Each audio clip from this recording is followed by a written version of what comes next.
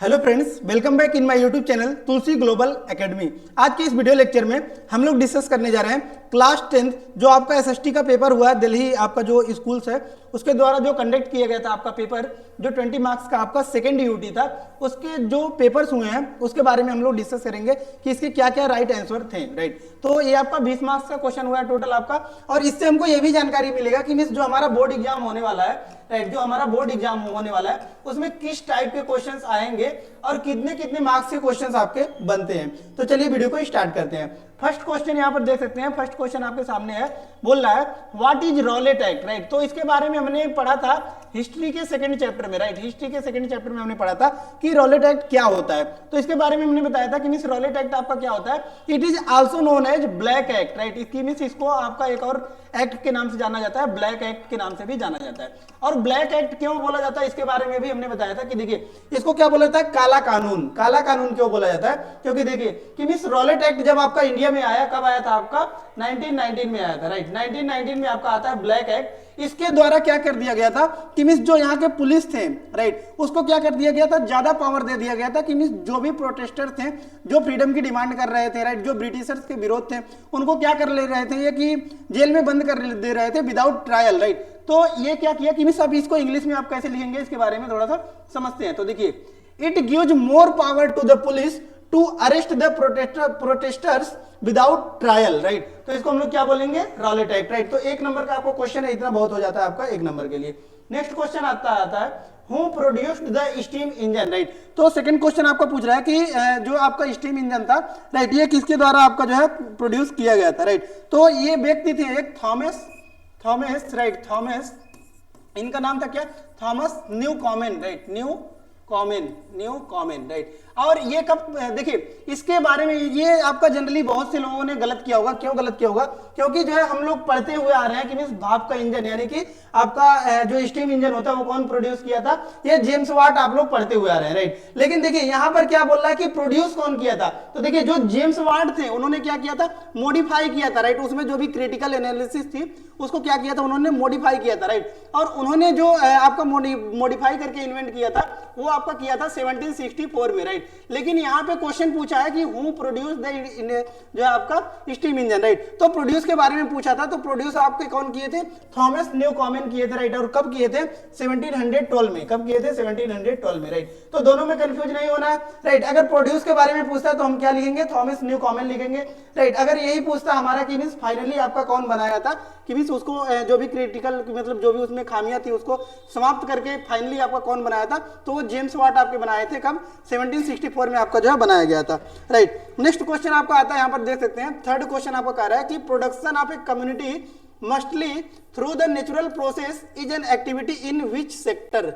Right, तो यहाँ पर देख सकते हैं कि हमने बताया था कि इसमें ये बेसिकली आपका इकोनॉमिक्स का टर्म है। राइट, तो इकोनॉमिक्स में हमने बताया था primary sector, secondary sector and tertiary sector. Right, तो प्राइमरी सेक्टर में हमने बताया था कि वे सभी वस्तुएं जिसको हम लोग नेचर के द्वारा डायरेक्टली एक्सट्रैक्ट करते हैं उसको हम लोग क्या बोलते हैं, प्राइमरी सेक्टर बोलते हैं। राइट, तो थर्ड क्वेश्चन भी आपका वही पूछ रहा है कि क्या है कि production of a community. Right, कि एक कम्युनिटी है जो प्रोडक्शन कर रहा है आपका किसका, नेचुरल प्रोसेस से। राइट, तो नेचुरल प्रोसेस का आपका तो ये किस सेक्टर में आपका आएगा, तो ये आपका आ जाएगा प्राइमरी सेक्टर में। राइट, किसमें आएगा आपका, प्राइमरी सेक्टर में। राइट, तो इसका राइट आंसर आप क्या लिखेंगे, प्राइमरी सेक्टर।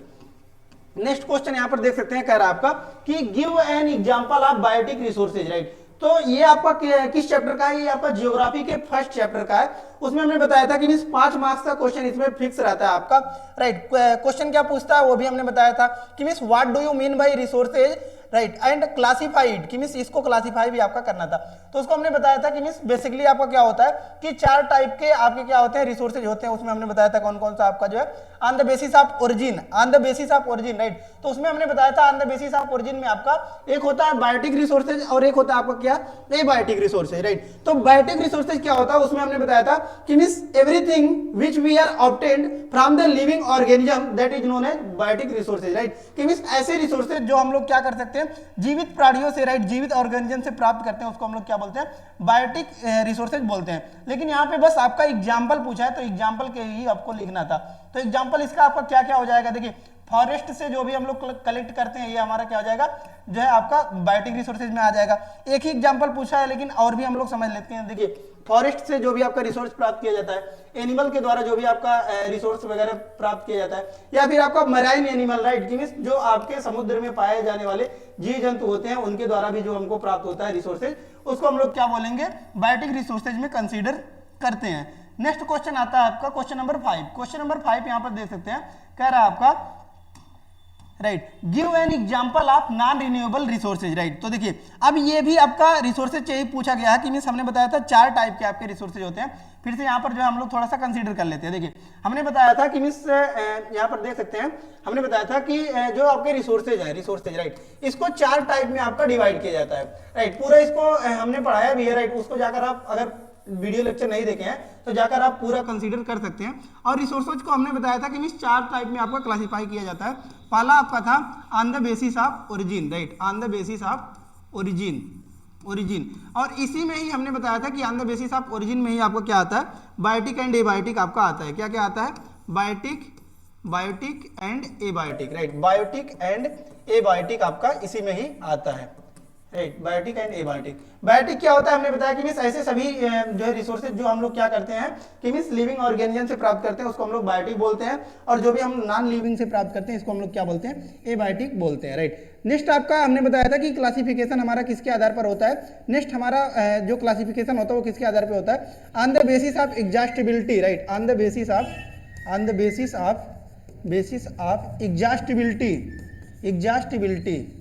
Exhaustibility, right. तो ये क्या होता है, इसके बारे में हमने बताया था कि मींस समाप्यता के आधार पर, कि मींस वह समाप्त होगा रिसोर्सेज या फिर समाप्त नहीं होगा। अगर समाप्त होगा तो उसको हम लोग क्या बोलेंगे, नॉन रिन्यूएबल बोलेंगे, राइट, क्या बोलेंगे, नॉन रिन्यूएबल बोलेंगे, नॉन रिन्यूएबल। अगर वो समाप्त होता है तो, राइट, और अगर समाप्त नहीं होता है तो उसको हम लोग क्या बोलते हैं, रिन्यूएबल बोलते हैं, रिन्यूएबल बोलते हैं, राइट, क्या बोलते हैं, रिन्यूएबल बोलते हैं।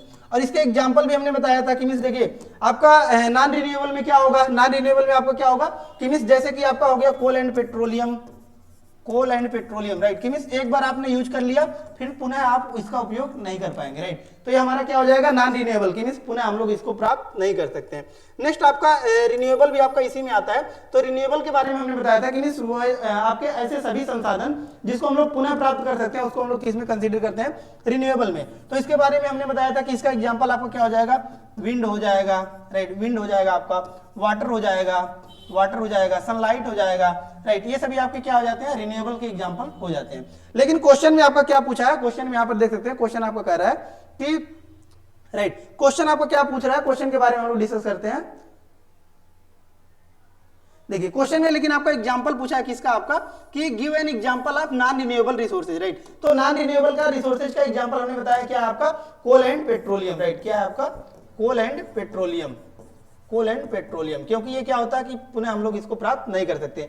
यहाँ पर हमने पूरा बताया भी, राइट, कि मींस ये आपका क्या हो जाता है, नॉन रिन्यूएबल का हमारा क्या है, कोल एंड पेट्रोलियम, राइट। तो सेम वही आपका क्वेश्चन पूछा है, राइट।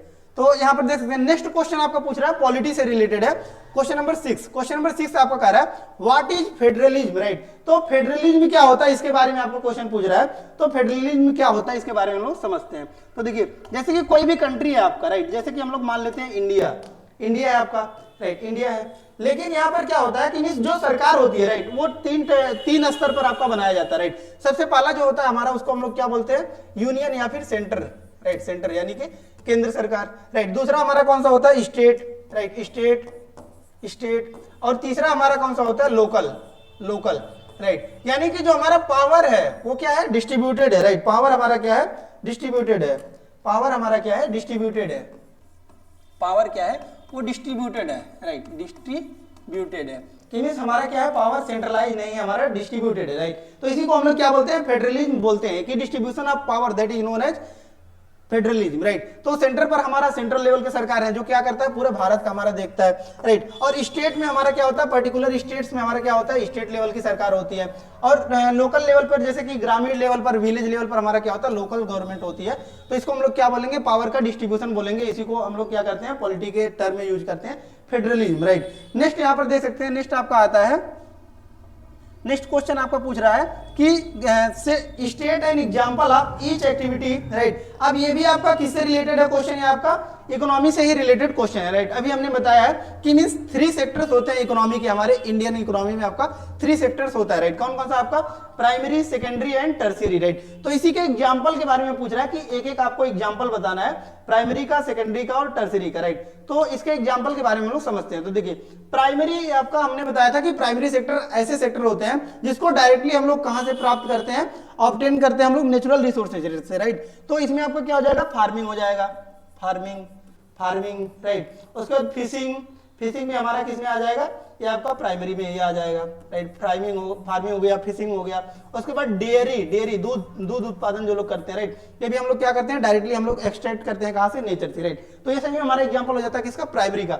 एक एक एग्जांपल ही पूछा, लेकिन 3 हम इसलिए बता रहे हैं ताकि मतलब आपको याद रहे, और कोई भी इसमें से एग्जांपल याद आता है तो उसको लिख सकते हैं, राइट। नेक्स्ट वन आपका कह रहा है सेकेंडरी सेक्टर। तो सेकेंडरी सेक्टर में हमने बताया था कि मींस इसको आप नाम से ही जान जाएंगे कि ये आपका क्या होता है, बेसिकली आपका ये क्या करता है? मैन्युफैक्चर करता है, राइट। तो इसीलिए हम लोग इसको क्या बोलते हैं? इंडस्ट्रियल सेक्टर भी बोलते हैं। क्या बोलते हैं? Industrial sector. तो इसमें एग्जांपल ही हो जाएगा क्या? इंडस्ट्री हो जाएगा आपका, इंडस्ट्री हो जाएगा, राइट। या फिर कोई मैन्युफैक्चरिंग हो रहा है तो मैन्युफैक्चरिंग हो जाएगा आपका, मैन्युफैक्चरिंग हो जाएगा, मैन्युफैक्चरिंग, राइट। तो ये सभी आपके किसके एग्जांपल हो जाते हैं? सेकेंडरी सेक्टर के एग्जांपल हो जाते हैं कि मींस कोई भी आपका इंडस्ट्री वगैरह हो गया, इंडस्ट्रियल डेवलपमेंट हो गया, मैन्युफैक्चरिंग हो गया, ये सभी आपका किसके एग्जांपल हो जाते हैं? सेकेंडरी सेक्टर के एग्जांपल हो जाते हैं। नेक्स्ट वन आता है आपका tertiary sector, right. Tertiary sector क्या होता है? इसमें हमने बताया था कि इसको नाम से जाना जाता है सर्विस सेक्टर, राइट। किस नाम से जाना जाता है? सर्विस सेक्टर के नाम से जानते हैं। यानी कि ये क्या करता है हमारा कि मींस इन दोनों को सेक्टर्स को क्या करता है? सर्विस प्रोवाइड करता है। और इसके एग्जांपल के रूप में हमने बताया था जैसे कि बैंक वगैरह हो गया, आपका बैंक हो गया, बैंकिंग, राइट। ये हमारा किसका एग्जांपल हो जाता है? टर्शियरी सेक्टर का एग्जांपल हो जाता है। उसके बाद हमने बताया था जितना भी आपका प्रोफेशनल वर्कर आते हैं, राइट, वो सभी हमारा किस में आते हैं? सर्विस सेक्टर में आते हैं, क्योंकि वो क्या करते हैं? सेवा प्रदान करते हैं। जैसे कि हमने एग्जांपल बताया था टीचिंग हो गया आपका, उसके बाद आपका लॉयर हो गया, एडवोकेट हो गया, जज हो गया, ये सभी हमारा किस में आते हैं? सर्विस सेक्टर में आते हैं। कि मींस ये क्या कर रहे हैं? हमारे हमको सर्विस प्रोवाइड कर रहे हैं, राइट। नेक्स्ट यहाँ पर देख सकते हैं, नेक्स्ट आपका question number 8, right. Question number 8 यहाँ पर देख सकते हैं। क्वेश्चन नंबर 8 आपका पूछ रहा है कि राइट, क्वेश्चन नंबर 8 आपका पूछ रहा है, 5 नंबर का क्वेश्चन है, राइट। यहां पर देख सकते हैं, राइट, सॉरी यहां पर 3 नंबर का क्वेश्चन है, ये लास्ट वाला आपका 5 नंबर का क्वेश्चन है। तो यहां पर देख सकते हैं कि मार्क्स के आधार पर ही आपको आंसर को लिखना है। जैसे कि 1 मार्क्स का क्वेश्चन पूछा है तो स्ट्रेट फॉरवर्ड आप सिंपली क्या कर सकते हैं? 1 लाइन में आप लिख सकते हैं, राइट। लेकिन 2 नंबर के क्वेश्चन है तो थोड़ा सा एक्सप्लेन करना है। अब यहां पर आ जाता है आपका 3 मार्क्स से क्वेश्चन देखने को मिलना है। तो 3 मार्क्स से क्वेश्चन में आपका क्या कर रहा है? शॉर्ट नोट लिखना है, राइट। शॉर्ट नोट किस पे लिखना है आपका? पहला तो आपका पूछ रहा है कि साइमन कमीशन पर लिखना है, राइट। साइमन कमीशन पर आपको क्या कर रहा है? शॉर्ट नोट निकले के लिए। तो साइमन कमीशन क्या होता है बेसिकली, उसके बारे में हम सबसे पहले हम लोग समझते हैं। तो देखिए ये क्या था, एक आपका क्या था कि एक कमीशन था जो कि जो हेड कर रहे थे, कौन कर रहे थे? सर साइमन इसको हेड कर रहे थे, राइट। सर साइमन हेड कर रहे थे, लेकिन ये इंडियंस के द्वारा क्या किया गया था? अपोज किया गया था, राइट। इंडियंस के द्वारा अपोज किया गया था। क्यों इंडियंस के द्वारा अपोज किया गया था? क्योंकि इसमें जितने भी मेंबर्स थे वो कहां के थे? ब्रिटिशर्स थे, राइट। अब देखो कि मींस ये साइमन कमीशन आपका लाया गया था कॉन्स्टिट्यूशनल रिफॉर्म के लिए। क्या करने के लिए लाया गया था? कॉन्स्टिट्यूशनल रिफॉर्म के लिए, कॉन्स्टिट्यूशनल रिफॉर्म के लिए। कि मींस भारत में जो भी आपका संविधानिक है, राइट, उसमें क्या करेंगे ये लोग? सुधार करेंगे। अब आपको भारत के संविधान में सुधार करना है, भारत के लोगों के लिए कानून बनाना है, तो भारत का मेंबर भी तो होना चाहिए, तभी तो लोगों को पता चलेगा कि मींस भारत वालों को क्या क्या प्रॉब्लम है। लेकिन इसमें कोई भी आपका जो है भारत का मेंबर नहीं था, तो इसीलिए क्या किया? पूरे इंडियंस ने इसका क्या किया? अपोज किया, राइट। तो ये आपका क्या था? ये आपका साइमन कमीशन इसी को बोला जाता है। और अगर क्वेश्चन इसमें पूछा जाता है कि मींस ये फॉर्म कब हुआ था, तो ये आपका जो है ब्रिटिश में, राइट, कि मींस ब्रिटिश में आपका कब फॉर्म हो गया था? 1927 में। लेकिन भारत कब पहुंचा था आपका? 1928 में, राइट। तो ये आपको कंसीडर करना है। नेक्स्ट आता है आपका जीडीपी के बारे में क्वेश्चन पूछ रहा है, राइट। तो जीडीपी क्या होता है इसके बारे में भी हमने पूरा पढ़ाया था और इसका पीडीएफ भी हमने प्रोवाइड कराया था, राइट। तो साइमन कमीशन के बारे में यहाँ पर देख सकते हैं कि वही जो चीजें हमने बताया उसके बारे में दिया गया है कि एक ग्रुप ऑफ 7 मेंबर्स, राइट। ये आपका क्या था? साइमन कमीशन एक ग्रुप था किसका? 7 मेंबर्स का, जो कि पार्लियामेंट थे, राइट, उसके under the chairmanship of the sir John Simon, right. ये किसके जो अंडर में आए थे? ये सर जॉन साइमन के अंडर में आए थे, राइट। इसीलिए इस कमीशन का नाम आपका क्या पड़ गया? साइमन कमीशन बोला जाता है, right. The commission arrived in India in 1928, right, कि मींस इंडिया में आपका ये कब पहुंचा था, 1928 में आपका पहुंचा था। और किस लिए लाया गया था, ये कॉन्स्टिट्यूशनल रिफॉर्म के लिए लाया गया था, राइट। और नेक्स्ट जो आपका क्वेश्चन पूछा वो जीडीपी के ऊपर क्वेश्चन पूछा है, राइट। तो इसका पीडीएफ भी हमने प्रोवाइड किया था, राइट। इसको लेकिन थोड़ा सा हम लोग समझ लेते हैं। तो देखिए जीडीपी के बारे में हमने बताया था कि मींस भारत में जितने भी आपके वस्तुएं बनाई जाती है, right, final goods and services, right, उसको हम लोग क्या करते हैं, जीडीपी में कंसीडर करते हैं। तो देखिए क्या कह रहा है, the value of final goods and services produced in all three sectors, right, all three sectors in the sense primary sector, secondary sector, tertiary sector, right, तीनों ही सेक्टर्स में आपका क्या होता है, जो भी आपका final goods and services provide किया जाता है, राइट, उसको हम लोग क्या बोलते हैं, जीडीपी में काउंट करते हैं, right. Provides the total production of the sectors that year is called the gross domestic product, right, कि मींस उस साल को, उस साल के जीडीपी में वो काउंट होता है, राइट। जैसे कि अभी मान लीजिए हमने बताया कि 100 लैपटॉप का कोई यहाँ पर बनाता है, राइट, 100 लैपटॉप। अब ये 100 के 100 लैपटॉप यहाँ पर क्या हो गए, बिक गए, राइट। तो 2024 में इन्होंने बनाया और 2024 में ये क्या हो गए, सेल हो गए, राइट। तो ये क्या हो जाएगा, आपका जीडीपी में काउंट हो जाएगा, राइट। तो इसको हम लोग क्या होता है, फाइनल गुड्स एंड सर्विसेज जो भी आपका दिया गया इन ए पर्टिकुलर ईयर, उसको हम लोग क्या बोलेंगे, जीडीपी में काउंट करते हैं, राइट। तो नेक्स्ट वन आपका आता है, नेक्स्ट क्वेश्चन आ रहा है, राइट, ये और करके पूछा गया आपका क्वेश्चन, यानी कि इन दोनों में से आपको किसी एक को करना था, राइट। और ये 5 मार्क्स का आपका डायरेक्ट क्वेश्चन था, यहां पर देख सकते हैं। और आपका पहला क्वेश्चन क्या था, what is importance of civil disobedience movement in nationalism in India, right. ये आपको कह रहा है कि मींस जो सिविल डिसोबीडियंस मूवमेंट आपका स्टार्ट किया गया था, कब स्टार्ट किया गया था, ये भारत में आपका स्टार्ट किया गया था सॉल्ट मार्च के, जब सॉल्ट मार्च आपका स्टार्ट हुआ था, तो वहीं से आपका जो है सिविल डिसोबीडियंस मूवमेंट का स्टार्ट माना जाता है, राइट। और सॉल्ट मार्च आपका कब स्टार्ट हुआ था, ये आपका स्टार्ट हुआ था 12 मार्च 1930, राइट, 12 मार्च 1930 को आपका स्टार्ट हुआ था, राइट। तो यहीं से आपका क्या माना जाता है, सिविल डिसोबीडियंस का आपका जो स्टार्ट माना जाता है। अब ये पूछ रहा है आपका कि मींस जो आपका नेशनलिज्म था इंडिया में, राइट, नेशनलिज्म मतलब क्या होता है, आपका देश के प्रति प्रेम भावना, उसको हम लोग क्या बोलते हैं, नेशनलिज्म बोलते हैं, राइट, कि मींस अपने कंट्री के प्रति जो भी आपका प्रेम भावना, उसको हम लोग क्या बोलते हैं, नेशनलिज्म की भावना बोलते हैं। तो वही कह रहा है कि जो आपका सिविल डिसोबीडियंस मूवमेंट स्टार्ट हुआ था, वो इंडिया में किस प्रकार से भाईचारे की भावना को उत्पन्न किया, यानी कि नेशनलिज्म मूवमेंट जो स्टार्ट किया, कि मींस लोग जो थे उसके बाद से भारत से अंग्रेजों को और ज्यादा हटाने की कोशिश करने लगे, राइट। तो देखिए इससे हुआ क्या कि मींस फर्स्ट टाइम ये ऐसा हुआ कि मींस सभी लोग यहां पर पार्टिसिपेट किए, चाहे वो आपके मेंस हो या फिर वोमेन्स हो, पुरुष महिला सभी लोग इक्वली पार्टिसिपेट करते हैं। और महिलाएं अब घर से बाहर निकलना स्टार्ट कर दी, राइट। तो इससे क्या हुआ कि मींस अब लोगों में इक्वलिटी आने लगी धीरे धीरे, और महिलाओं को भी अब रिस्पेक्ट मिलने लगा, राइट। तो इससे हमको क्या हुआ कि एक नेशनलिज्म की भावना पूरा लार्ज अमाउंट पर, राइट, ह्यूज पॉपुलेशन जो है देखने को मिलता है कि नेशनलिज्म की भावना को स्प्रेड कर रहा था, राइट। और एक बेनिफिट इससे क्या हुआ हमारा कि मींस इसमें सभी रिलीजन के लोग यूनाइट होके क्या कर रहे थे, इसको अपोज कर रहे थे ब्रिटिशर्स का, राइट। भारत से ब्रिटिशर्स को भगाने के लिए लोग क्या कर रहे थे, यूनाइट होकर क्या कर रहे थे, ब्रिटिशर्स का अपोज कर रहे थे। तो इसलिए क्या होता कि एक नेशनलिज्म की भावना आ जाती है। और दूसरा ये भी था कि हमने बताया सभी रिलीजन के लोग आ रहे थे, तो इससे क्या हो रहा था, ब्रदरहुड जो है बन रहा था, भाईचारे की भावना बढ़ रहा था, राइट। उसके बाद जो है आपका अमीर गरीब सभी लोग पार्टिसिपेट कर रहे थे, तो इसके कारण भी क्या हुआ कि मींस लोगों में यूनिटी देखने को मिली।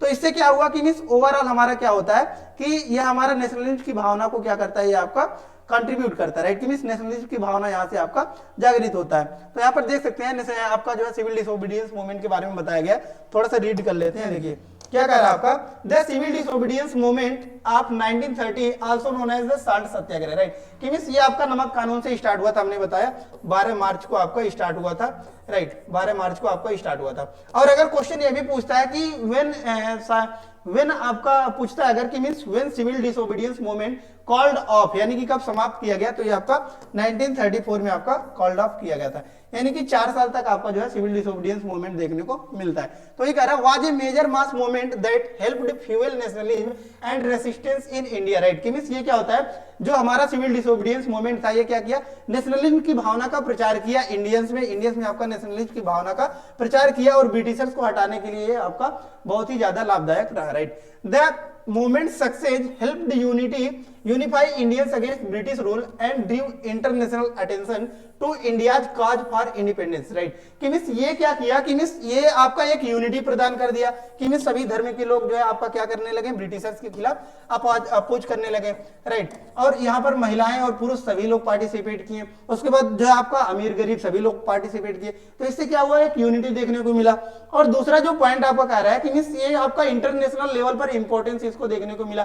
कैसे देखने को मिला कि मीन्स पूरे विश्व में अब यह लगने लगा कि मीन्स इंडिया वालों ने क्या किया है, ब्रिटिशर्स के खिलाफ अपोज कर रहे हैं और वहां पर इंडिपेंडेंस की डिमांड कर रहे हैं। तो इससे क्या हुआ कि मीन्स कई कंट्री और इन्फ्लुएंस होकर खुद को भी इंडिपेंडेंस डिमांड करने लगी, राइट। तो यही हमारा क्या था, ये आपका सिविल डिसोबीडियंस के मूवमेंट के आपके इंपॉर्टेंस थे। नेक्स्ट आपका इसी में और करके क्वेश्चन पूछा, उसको भी हम लोग डिस्कस कर लेते हैं, लेकिन करना आपको एक ही था, एक ही क्वेश्चन करना था इसमें से। कोई भी आप चाहे आपका फर्स्ट वाला किए होते तो भी आपका 5 मार्क्स मिलता और सेकंड वाला आप किए होते तो भी आपको 5 मार्क्स मिलता, राइट। नेक्स्ट जो क्वेश्चन आपका पूछा है वो आपका जियोग्राफी के चैप्टर फर्स्ट से आपका पूछ रहा है, underline the importance of renewable resources in the global warming, right. कि मींस ग्लोबल वार्मिंग में आपका क्या कर रहा है कि रिन्यूएबल रिसोर्सेज जो होते हैं वो कैसे आपके क्या करते हैं कि ग्लोबल वार्मिंग को कम करने में इंपॉर्टेंस अदा करते हैं। तो इसके बारे में हम लोग समझते हैं। तो देखिए ग्लोबल वार्मिंग आपका होता क्या है, राइट। ग्लोबल वार्मिंग होता क्या है, तो ग्लोबल वार्मिंग का सिंपल मीनिंग क्या होता है आपका, global warming, right. Global warming कि आपका जो अर्थ है वो क्या हो रहा है, हीट हो रहा है, राइट। अर्थ क्या है आपका, हीट हो रहा है। अर्थ आपका क्या हो रहा है, हीट हो रहा है, तो उसको हम लोग क्या बोलेंगे, ग्लोबल वार्मिंग बोलेंगे। अर्थ आपका हीट हो रहा है तो उसको हम लोग क्या बोलेंगे, ग्लोबल वार्मिंग बोलेंगे। और हीट हमारा क्यों हो रहा है, क्योंकि हम लोग क्या कर रहे हैं, पेड़ों की कटाई वगैरह कर रहे हैं, राइट। पेड़ों की कटाई कर रहे हैं, तो इससे हमारा क्या हो रहा है, ग्लोबल वार्मिंग हीट कर रहा है। तो देखिए और क्या हो रहा है कि मीन्स हम लोग क्या कर रहे हैं कि नॉन रिन्यूएबल वस्तुओं का उपयोग कर रहे हैं, राइट। उससे भी हमारा क्या हो रहा है, ग्लोबल वार्मिंग बढ़ रहा है। तो इसको कम कैसे किया जा सकता है,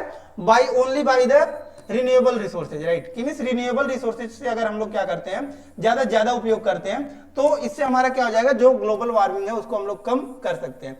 कैसे कर सकते हैं कि उसके बारे में हम लोग समझते हैं। देखिए हमने बताया था कि सस्टेनेबल डेवलपमेंट के बारे में बताया था, राइट। सस्टेनेबल डेवलपमेंट के बारे में बताया था कि मींस अब जितना भी डेवलपमेंट हो रहा है वो सस्टेनेबल डेवलपमेंट हो रहा है। तो सस्टेनेबल डेवलपमेंट क्या था, हमने बताया कि मान लीजिए आपका ये रोड बनाया जा रहा है, राइट। रोड बनाया जा रहा है, तो रोड पर अब हम लोग देख रहे हैं कि 2 साइड आपका रोड बनाया जा रहा है और बीच में हमारा क्या कर दिया जा रहा है, बीच में हमने बताया था कि पेड़ पौधे वगैरह लगा दिए जा रहे हैं, राइट। बीच में हमारा क्या किया जा रहा है, पेड़ पौधे वगैरह लगाए जा रहे हैं।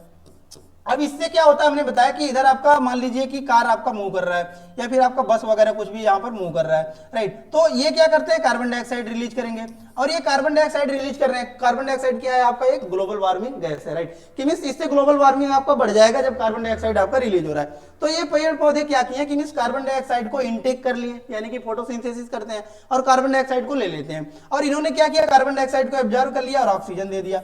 तो इससे हमारा क्या हुआ, ग्लोबल वार्मिंग रिड्यूस हो गया, राइट। तो पहला तो ये कारण हो गया कि मींस सस्टेनेबल डेवलपमेंट से भी हम लोग क्या कर सकते हैं, ग्लोबल वार्मिंग को कंट्रोल कर सकते हैं, राइट। और दूसरा देखिए और हम लोग क्या कर सकते हैं, रिन्यूएबल रिसोर्सेज का उपयोग करके हम लोग ग्लोबल वार्मिंग को कैसे कंट्रोल कर सकते हैं। तो दूसरा भी हम लोग समझते हैं। देखिए जैसे कि हम लोग देखते हैं कि इलेक्ट्रिसिटी का उपयोग हम लोग करते हैं, राइट।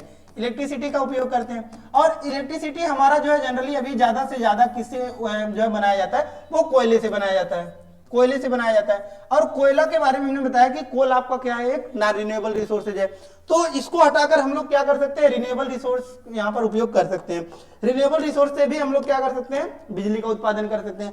कैसे कर सकते हैं, देखिए इलेक्ट्रिसिटी का जनरेटर है जो आप जनरेट कैसे कर सकते हैं कि जहां पर आपके नदियां वगैरह हैं, राइट। नदियों पे आप क्या करेंगे कि टरबाइंस लगा देंगे, इधर आपका टरबाइंस लगा लेंगे और ये टरबाइंस आपके क्या करेंगे कि मूव करेंगे अगर जो है जब आपका पानी का वेग तेज होगा, यानी कि डैम्स बना लेंगे, पानी को होल्ड कर लेंगे और पानी को छोड़ेंगे टरबाइंस पे। इससे हमारा क्या हो जाएगा, इलेक्ट्रिसिटी जनरेट हो जाएगा। ये भी हमारा क्या हो जाएगा, एक रिन्यूएबल रिसोर्स से हम लोग इलेक्ट्रिसिटी को जनरेट कर रहे हैं। इससे भी हमारा ग्लोबल वार्मिंग को क्या कर सकते हैं, कम कर सकते हैं। और क्या कर सकते हैं, इलेक्ट्रिसिटी को हम लोग और भी तरीके से जनरेट कर सकते हैं। जैसे कि अभी आपका कॉन्सेप्ट चल रहा है solar panel, right. Solar panel, तो इन सभी चीजों को यानी कि नॉन आपका रिन्यूएबल रिसोर्सेज को अभी उपयोग करके हम लोग क्या कर सकते हैं, ग्लोबल वार्मिंग को कम कर सकते हैं, राइट। तो इस प्रकार से आपका यही इफेक्टिव इसका आंसर था आपका, राइट। तो इस प्रकार से देख सकते हैं, इस प्रकार से आप पढ़ेंगे तो टोटल आपका 20 में 20 मार्क्स आ सकते हैं इजिली, राइट। और बोर्ड में भी हमको ठीक इसी प्रकार से ही पढ़ना है ताकि मतलब कॉन्सेप्चुअल क्लैरिटी होना चाहिए, ताकि मतलब हमारा जो ज्यादा से ज्यादा मार्क्स गेन कर सके, राइट। तो इस प्रकार से देख सकते हैं पूरा जो एनालिसिस था वो हमने कंप्लीट किया, और ठीक इसी प्रकार से हम लोग सभी चैप्टर्स को अच्छे से एनालिसिस भी कंप्लीट करेंगे और सभी चैप्टर्स को अच्छे से डील भी करेंगे, और इसका पीपीटी पीडीएफ भी हम लोग क्या करेंगे, free of cost Telegram channel से भी हम लोग जो है इसको प्रोवाइड कराएंगे। तो चैनल टेलीग्राम चैनल पर भी आप जाकर जुड़ सकते हैं, जिसका लिंक हमने डिस्क्रिप्शन बॉक्स में दे दिया है, और चैनल को भी सब्सक्राइब कर सकते हैं, क्योंकि पूरे चैप्टर्स को हम लोग अच्छे से डील कर रहे हैं, और ये आपका क्लास 6 to 12 सभी सब्जेक्ट को जो है अच्छे से हम लोग डील करेंगे। तो धन्यवाद, मिलते हैं नेक्स्ट वीडियो में नेक्स्ट लेक्चर के साथ, तब तक के लिए धन्यवाद, जय हिंद।